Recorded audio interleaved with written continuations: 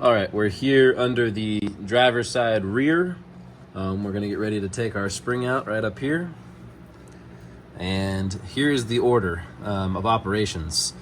So we're going to remove this stabilizer bar, just this bolt right here, and then this will be free to flop down a little ways. Then we're just gonna loosen this inner nut, or actually I'm gonna loosen the bolt because all these nuts have like channels in them. So actually loosen the bolt first, just enough so that this arm can swing down freely. So we're gonna do that. Then we're gonna remove our sway bar end link. Then we're gonna remove our strut bolt here.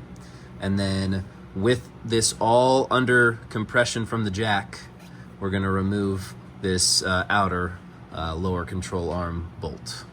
So here we go.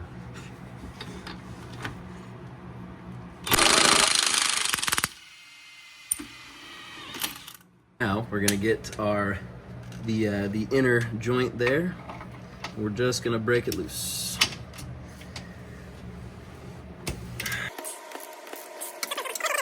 We're gonna do the sway bar next.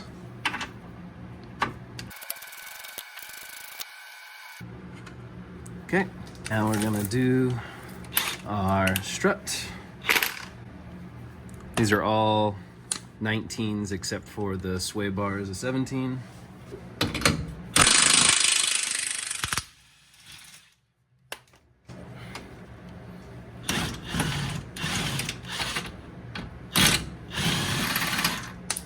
So, take the actual bolt for the strut. Take that out with no compression on the bottom, because it was able to glide right out.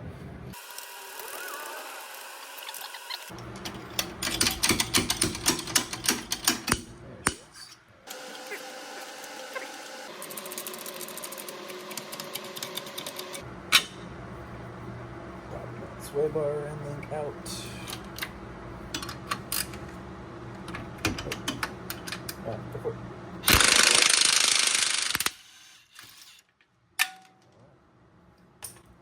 So, Didn't come all the way. which way is that under pressure? We need to go up or down? Up.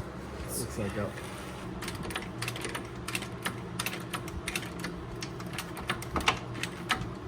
And it's close. Very close. All right. So now we're gonna come down very slowly and very carefully, so that spring doesn't go flying. So as you lower it, Yep. I'm gonna pull this guy out of the way. This stabilizer needs to be out of the way as you lower. Clear? Nice and slow, yeah. Keep going.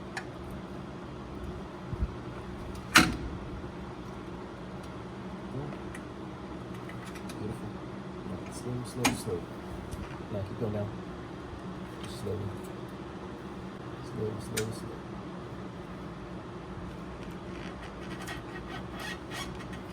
Beautiful.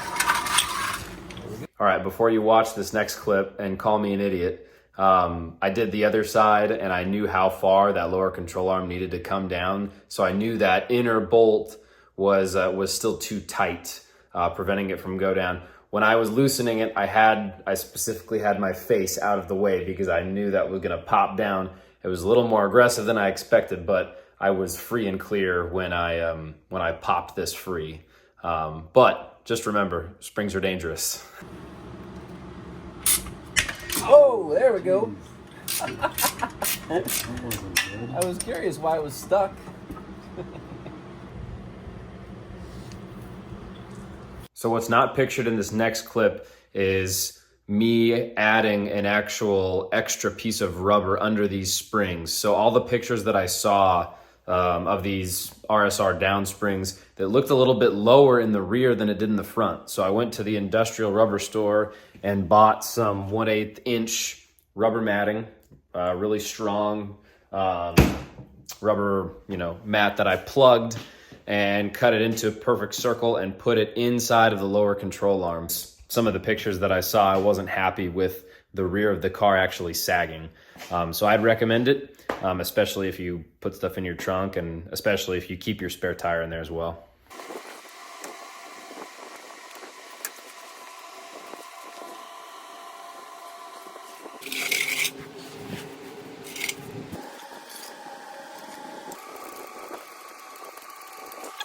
Hold on, wait.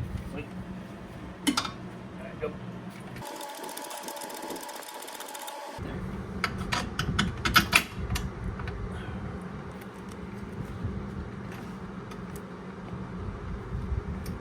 Put one more pump up, just a little bit.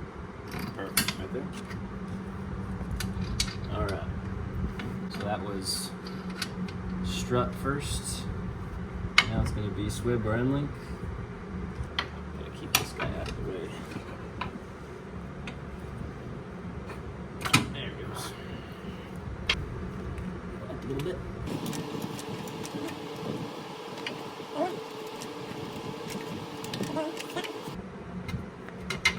All right, swib or end link's in.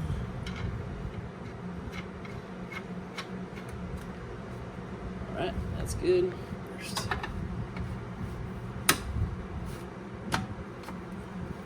All right, work it.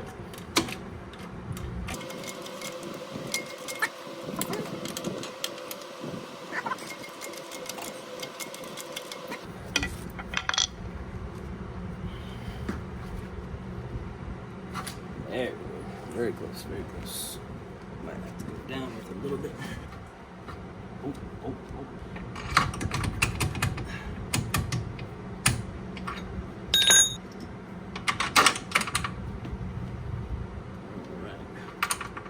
So it looks like this side needs to go up a little bit, which I might be able to do with the crowbar.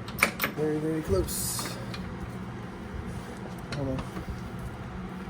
Right there. There it is. Beautiful.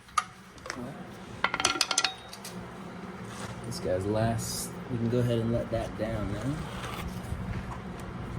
All right. We got the spring in there. You have to, as you're bringing the lower control arm up, put the bolt in for the strut first, then go up a little further, and then put the nut on for the sway bar and link, and then go up the remaining part of the way and guide in that last bolt for the outer bit of the lower control arm. We've been using this. It's like I call it a bullpen.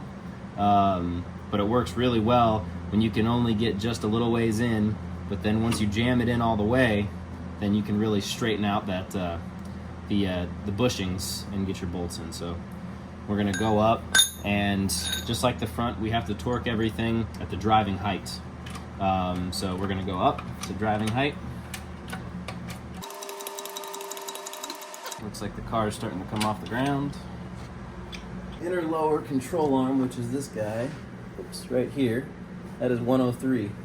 Be careful not to adjust your camber bolts, because then you're gonna have to get an alignment. You should probably get an alignment after these anyways, but that'll royally screw it up if you mess with those. So first one, which is inner is 103.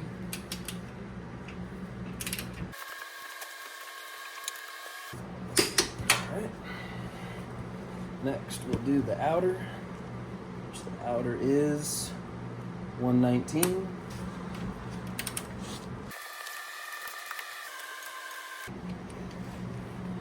There we go. All right. Next, we got strut is 81.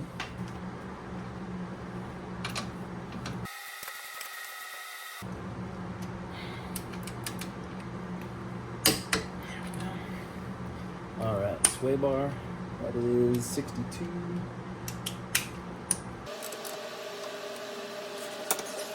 And last is our outer support bar, which is stabilized bar. That is 70 foot-pounds.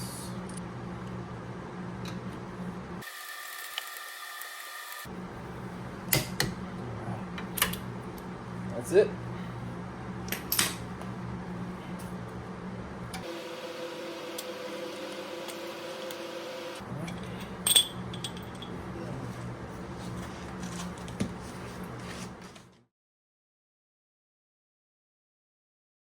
So after a few days of driving, car feels great. Really not that big of a difference. Obviously, when you go over bigger bumps, you're gonna feel, the car has less travel with these springs. So, the I guess that kind of like jostling effect, that's a little bit more pronounced, but the overall daily driver feel in almost in most instances, I want to say that the car is even smoother now, just because before it was almost a little too floaty. But it's in my opinion, it'll pass the wife test. But again, I'm going to go back and talk about those little 1/8-inch pieces of rubber plug that I put under the rear springs. Now that the car is fully settled, I'll post 2 pictures after this, and you'll see that the rear is actually still lower than the front. I have it almost perfect. It's literally off by 0.1 inch. It's actually lower in the rear than the front. But first picture will be of the front, and the second picture will be of the rear. Thanks for watching, and if you have any questions, please just comment on the video, or you can hit me up on the IS350 owners page on Facebook. Thanks.